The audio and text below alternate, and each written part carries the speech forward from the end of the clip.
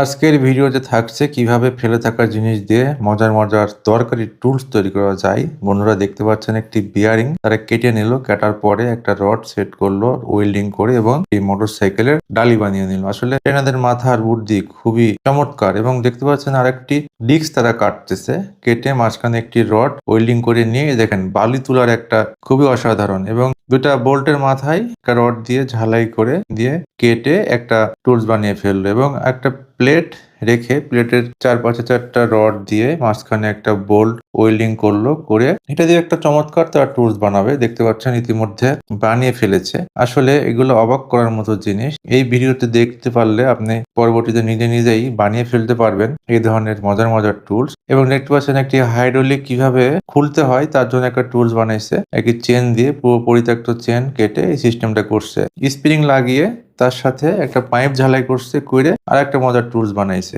এবং একটা বিয়ারিং, পুরনো বিয়ারিং কাটছে, কেটে মাঝখানে তার একটা রড বোল্ট হোল করে এবং আর একটা মজার টুলস করছে কিভাবে বোল্ট খোলা যায়। ঠিক আছে, এবং আরেকটি পাইপ তারা কাটছে, কেটে তার মাথায় একটা পুরনো চেন বসিয়ে ঝালাই করে দিয়ে এই যে একটা ডালি বানাইছে, কিভাবে চেন ডালি যেটাকে বলে। এবং আর একটা বিয়ারিং এর দুই মাথায় তারা ঝালাই করলো দুটো রড দিয়ে করে। দেখতে পাচ্ছেন একটা মোটরসাইকেলের বোল্ট কিভাবে নাট কিভাবে খোলা যায় তার জন্য একটা টুল বানিয়ে ফেলছে। আসলে এই ধরনের মজার বুদ্ধি চাইনাদের মাথায় খুব বেশি।